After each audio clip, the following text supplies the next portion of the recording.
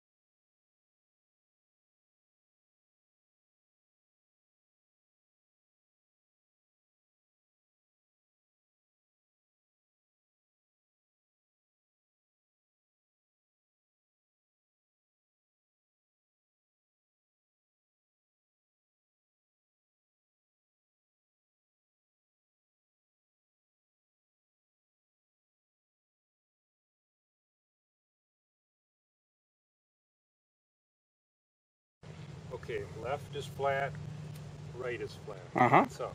Okay, what was if I wasn't like this, what was I like? Curtis, in this segment of the session, I was working on how your right hand flexes and extends through impact. Going to go through this a little bit. First, with a comparison to Tiger. As Tiger comes in just post impact, you can see how this, what I want you to look for is the angle at the back of his right hand. Right there, it's a little bit of an angle there. So he still has that angle at the back of his right hand. He has not flipped it underneath. And then as you come through the back of your right hand is starting to flex. So you're going that way with it, and Tiger is going this way with that, the back of that right hand. And the angle of the back of the right hand that you see Tiger in is what every PGA player will be in through impact. They don't flop their wrist back and forth in that direction. They're basically holding that angle and hinging up and down with that wrist as they go through. This is a few frames further in the post-impact position, and it's even more clear how your back of your right hand has flipped under. The back of your hand is pointing almost down to the ground and the palm pointing skyward. Tiger's right hand, the back of his hand is facing the camera. Also at this point in the swing, Tiger's left hand, the white glove, is underneath his right hand. His wrists are crossed, and your left hand is still way above the right hand. There is no rotation of the forearms to get the club in a position to prepare for the rehinge. Here I have you post impact, and I've stopped the swing when the left arm is parallel to the ground. You will see, and then I'm going to draw the shaft of Tiger has rehinged the club back up in the air well beyond 90 degrees, and you are well short of 90 degrees. So there's no real rehinging action occurring, and the reason is that you don't position your wrist in through impact and the first stage of post impact in a position that they could rehinge, because in order to rehinge you cannot be flexing your wrist back and forth, because once you lose that angle in the back of your right hand, you're not going to be able to rehinge. You're not going to be able to hinge upward. Also, when you look at how those wrists are crossed on Tiger and how you can easily see the left hand, his gloved hand, in order to have that look that Tiger is displaying, you would have to move your wrist differently through impact. And that's what I was trying to accomplish with the rehinge drill. My goal wasn't to create the look, my goal was to create the fundamental. Fundamentals are not abstract concepts, they are real and they have a certain look to them. When the look is there, the fundamental is there. When you lose the flexion, the angle of the back of the right hand, you can imagine what it does to the club face and the path.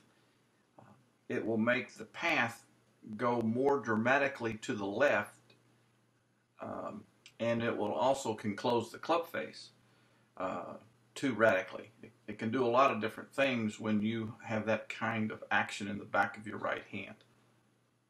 One of the drills is point the club down at the ground. Yeah. Point the club down at the ground. Yes.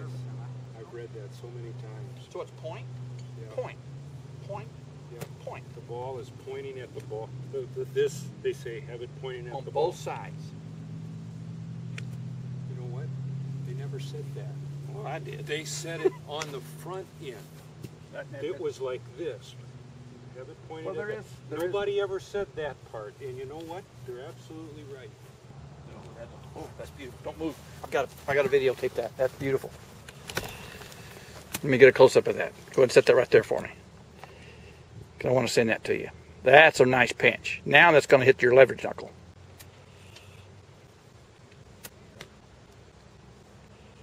Beautiful grip. Beautiful grip.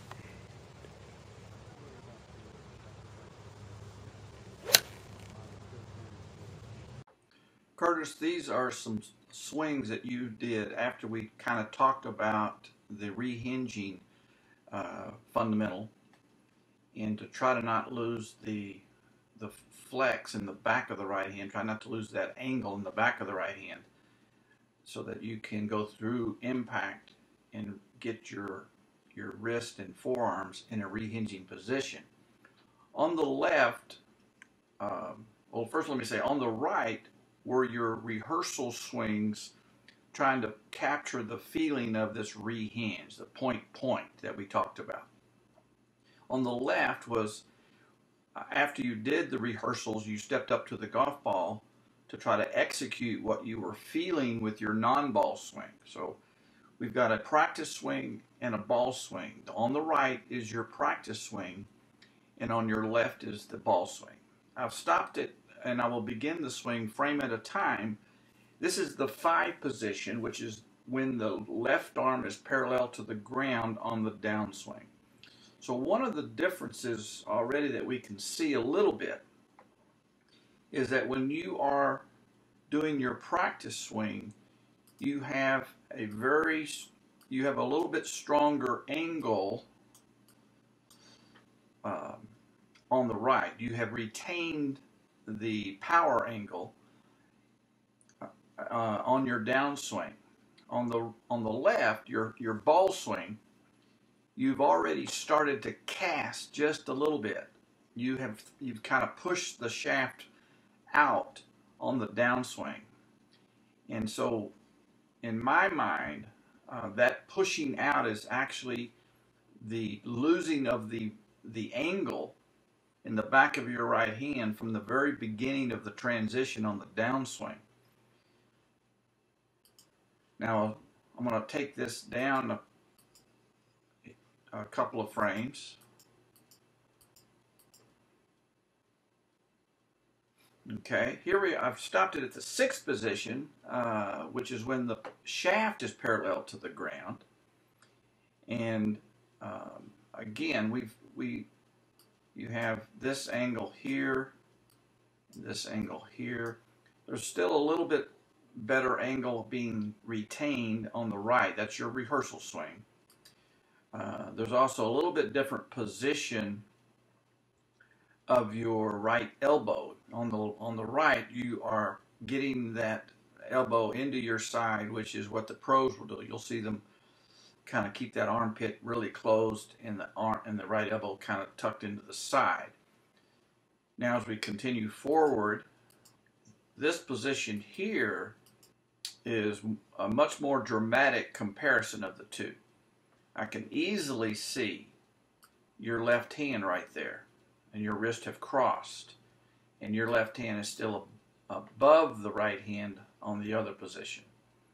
So you have not turned your right hand, the back of your right hand on the picture on the right is facing the camera. On the left, the back of your right hand is almost going down to the ground, so you've kind of rolled it under. And as we continue forward, that basically looks like what Tiger looked like right there. That's a beautiful position right here. And then as I take your right arm until it's parallel to the ground, much better. This is so much better than what it was before we started working on this drill. On the right was a ball swing before we started working on the rehinge, and on the left was the ball swing after working on the rehinge. And we can certainly see more of your left hand here. We can see maybe just a fraction here, but there's not the same evidence that you have positioned your hands in a little better position. Now if I take this up to parallel, again, a much better angle here than here. When you work on this action, you do make fundamental improvements there. Now just to reinforce this action, I want to show you a few other pros. This is Grant Waite, who I use a lot for swing models because I think he has one of the best swings in golf. And again, you can see how that left hand is visible to the camera, and his wrists have crossed. His wrists have crossed. As I take it up where his left arm is parallel, you're seeing a nice angle here in that shaft as he rehinges upward. Here's Rory McIlroy. Again, you can see how his left hand, his gloved hand, is very visible. His wrists have crossed. He has a strong angle between his left arm and shaft. Well, first of all of your non-ball swings are perfect. So the real challenge for you is, can you do the exact same movement with the ball being in your way?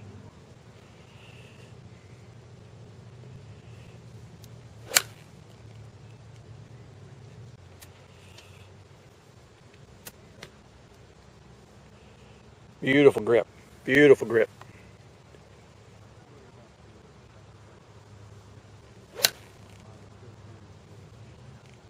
I gotta do something a little bit.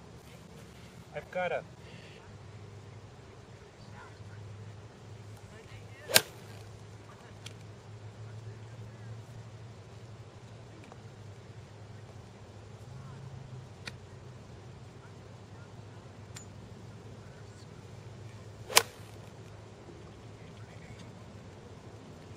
Doesn't that finish feel a little bit familiar from the past? It does feel, but it does, yes.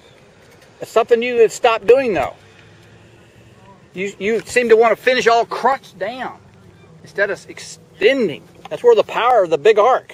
Take advantage of your height and your ability to create a big arc. Don't take the big arc away. That sounded really good. Yep. There's got to be a thought here, though. You gotta let the club keep going. Yeah. So you want to wrap that, get that club behind your back. Let the club head going around. Don't try to stop it out and facing the target. Keep it going in a circle. Keep it going in a circle.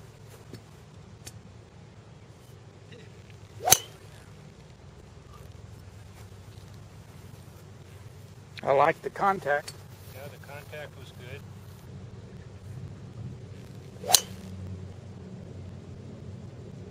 Oh, okay.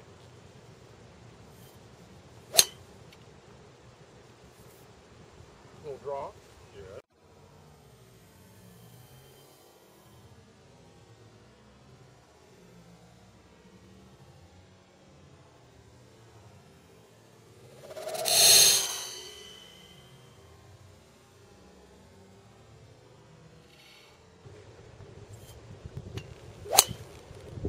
much better compression.